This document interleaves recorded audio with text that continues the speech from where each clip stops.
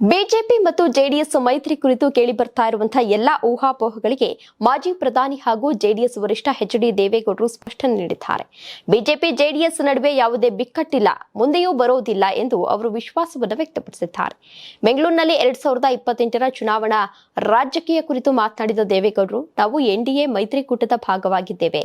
ಪ್ರಧಾನಿ ನರೇಂದ್ರ ಮೋದಿ ಹಾಗೂ ಕೇಂದ್ರ ಗೃಹ ಸಚಿವ ಅಮಿತ್ ಶಾ ಅವರೊಂದಿಗೆ ನಮ್ಮ ಉತ್ತಮ ಸಂಬಂಧ ಇದೆ. ಹೀಗಾಗಿ ಯಾವುದೇ ಆತಂಕ ಅಥವಾ ಗೊಂದಲಕ್ಕೆ ಅವಕಾಶ ಇಲ್ಲ ಅಂತ ತಿಳಿಸಿದ್ದಾರೆ.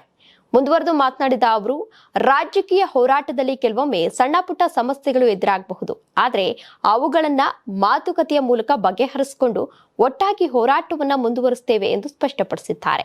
ನೀವು ಸಣ್ಣ ಆಗ್ಬೇಕಲ್ವಾ, ಅದು ಒಂದು ಉತ್ತಮ ಆಹಾರದಿಂದ ಸಣ್ಣ ಆಗ್ಬೇಕಲ್ವಾ. ಪ್ರತಿದಿನ ನಮ್ಮ ಜೀನಿ ಸ್ಲಿಮ್ ನ ಯೂಸ್ ಮಾಡಿ ಯಾವುದೇ ಸೈಡ್ ಎಫೆಕ್ಟ್ ಇಲ್ದಂಗೆ ನೀವು ಸಣ್ಣ ಆಗ್ತೀರಾ. ದಕ್ಷಿಣ ಭಾರತ ರಾಜಕೀಯದ ಬಗ್ಗೆ ಪ್ರತಿಕ್ರಿಯಿಸಿದ ದೇವೇಗೌಡರು, ಕಾಂಗ್ರೆಸ್ ಕೇರಳ, ತೆಲಂಗಾಣ ಮತ್ತು ಕರ್ನಾಟಕದಲ್ಲಿ ಬಲವಾಗಿದೆ ಎಂದು ಹೇಳ್ತಾ ಇದ್ದಾರೆ.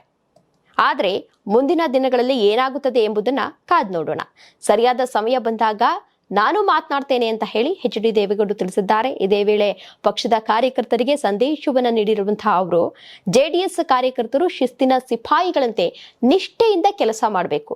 ಕುಮಾರಸ್ವಾಮಿ ಅವರಿಗೆ ನೀಡಲಾಗುವಂತಹ ಜವಾಬ್ದಾರಿಯನ್ನ ತಾಲೂಕು ಮತ್ತು ಜಿಲ್ಲಾ ಮಟ್ಟದಲ್ಲಿ ಎಲ್ಲರೂ ಪ್ರಾಮಾಣಿಕವಾಗಿ ನಿರ್ವಹಿಸಬೇಕು ಎಂದು ಕರೆ ನೀಡಿದ್ದಾರೆ. ಇನ್ನು 94ನೇ ವಸಂತಕ್ಕೆ ಕಾಲಿಟ್ಟಿರುವಂತಹ ದೇವೇಗೌಡರು ಜೆಪಿ ನಗರದಲ್ಲಿರುವಂತಹ ವೆಂಕಟೇಶ್ವರ ದೇವಸ್ಥಾನದಲ್ಲಿ ವಿಶೇಷ ಪೂಜೆಯನ್ನು ಸಲ್ಲಿಸಿದ್ರು.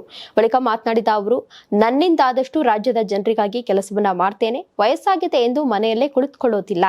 ಅಗತ್ಯ ಇದ್ರೆ ವೀಲ್ ಚೇರ್ನಲ್ಲೇ ರಾಜ್ಯ ಸುತ್ತಿ ಜನರ ಸಮಸ್ಯೆಗಳಿಗಾಗಿ ಹೋರಾಟವನ್ನ ಮಾಡ್ತೇನೆ ಎಂದು ಭಾವುಕರಾಗಿ ತಿಳಿಸಿದ್ದಾರೆ. ರಾಜ್ಯ ಮತ್ತು ದೇಶದ ಜನರ ಸಮಸ್ಯೆಗಳು ದಿನೇ ಗಂಭೀರ ಆಗ್ತಾ ಇವೆ ಎಂದು ಹೇಳಿದ ದೇವೇಗೌಡರು ಮೇ 20ರಂದು ಮತ್ತೊಮ್ಮೆ ಸುದ್ದಿಗೋಷ್ಠಿಯನ್ನು ನಡೆಸಿ ರಾಜ್ಯ ಹಾಗೂ ದೇಶದ ಪ್ರಮುಖ ಸಮಸ್ಯೆಗಳ ಬಗ್ಗೆ ಮಾತನಾಡುವುದಾಗಿ ತಿಳಿಸಿದ್ದಾರೆ.